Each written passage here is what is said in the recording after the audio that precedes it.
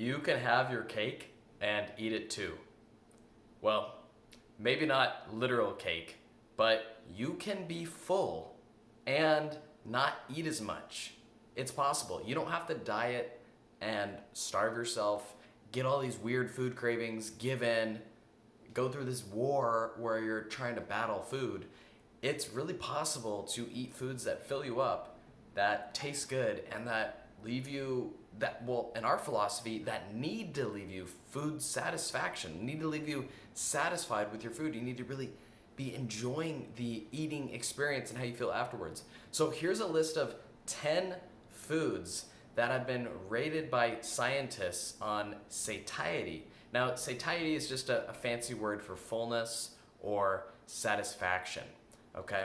Now, these foods have been rated, they've been given a score based on 4 factors, which are volume, how much space foods takes up, the amount of protein, the amount of fiber, and perhaps most importantly, the amount of energy density, which is just a fancy word for they don't have a lot of calories for the space they take up. What I find interesting about these list of 10 foods is that they are significantly rated higher than white bread. So white bread in this rating gets a score of 100. It's used as a baseline. So they just give white bread a score of 100. And what the highest scoring food is potatoes, boiled potatoes. And that means that, so the boiled potato score is 323. So this is a really simplified way of looking at it, but basically for 100 calories, like 100 calories of potatoes are gonna fill you up 3.23 times more than 100 calories of white bread.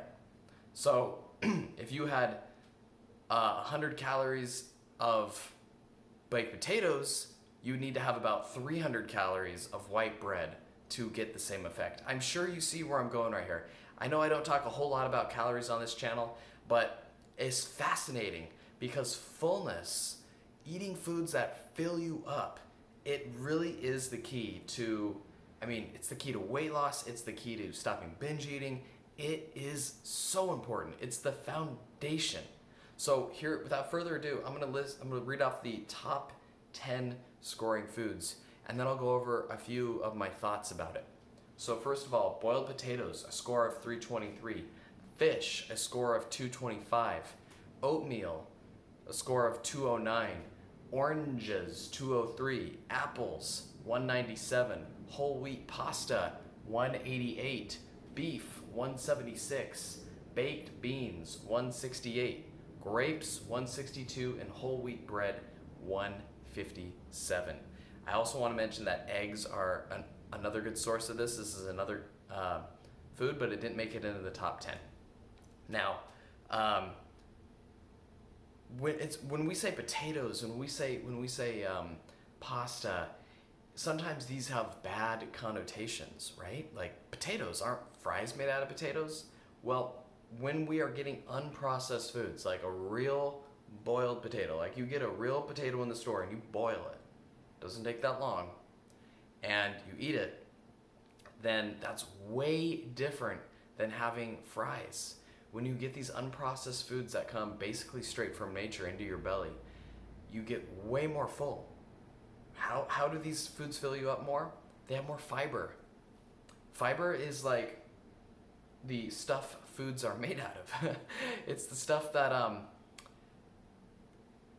it's what plants are made out of. Fiber is a lot of plants, and a lot of these foods have lots of fiber. Fiber digests slowly. A lot of these foods have high amounts of protein, and protein digests slowly, and they take up space. They take up a lot of space. So when you got something that takes up a lot of space and it digests slowly with the protein and fiber, it just sits in your stomach, and that's good. Because the other day I was just talking to a woman, and she, before our call, she had said, you know what's weird? She said, what's weird is that I'm realizing right now as I talk to you, I haven't eaten in 3 hours. But it was weird because 3 hours ago I didn't have time to go to the grocery store, so I had a snack of cottage cheese, quinoa, and nuts. Cottage cheese, quinoa, and nuts. And I know these three foods didn't make it into the top 10, but these foods are significantly higher on the satiety index than white bread. So she had three foods, quinoa, cottage cheese, and nuts, that she kind of had this by accident, you know. She didn't really normally eat these foods in combination with each other. But then as we were talking, she was like, wait a minute, it's been 3 hours and I don't feel like eating right now. That's when it really started to click for her. She said, holy crap, I had like one bowl of quinoa and nuts and cottage cheese, like one bowl. And I don't want to eat for 3 hours later. No temptation to snack, no emotional eating temptation. It was a real light bulb moment for her. That these foods, when you get them, they change how you relate to food. And so I really want to emphasize the power of these foods, and that scientists and smarter people than I, they've actually measured it in a pretty definitive way, where these foods, you know, boiled potatoes, fish, oatmeal, blah, blah, blah, these foods are literally like better for you. They're just better.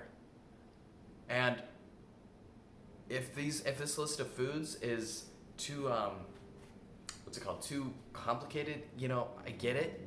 It's hard to like memorize a list of foods. You might wonder like, okay, this all sounds good, but then when you turn off the podcast or turn off the video and you go to the store, you're just overwhelmed by all these food selection choices. I've come up with a simple question that you can ask yourself when you're in the supermarket and you're struggling to find all these foods and what they mean. All you ask yourself is, was this food around 10,000 years ago? And if you look at the top 10 foods that I just listed, potatoes, fish, oatmeal, oranges, apples, whole wheat pasta, beef, baked beans, grapes, and whole wheat bread. 10,000 years ago, every one of those foods was on the list.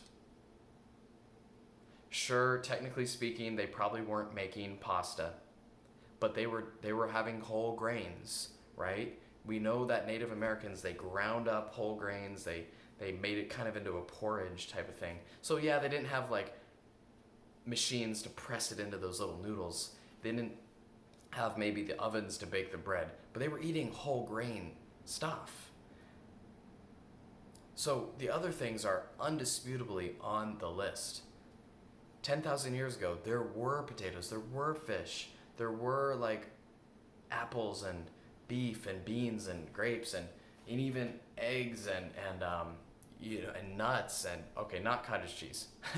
But asking yourself, was this food around 10,000 years ago when you go shopping for your family? It's the easiest way to sort foods into foods that are nutritionally dense, that score high in satiety, that are just better for you. So I just found this list super fascinating because of these numbers, that people actually came up with like numbers for satiety, and that you know, a lot of these foods are like so much better than just a plain slice of white bread. Fascinating stuff. So with that being said, have a fantastic day, and I'll talk to you on the other side. Peace.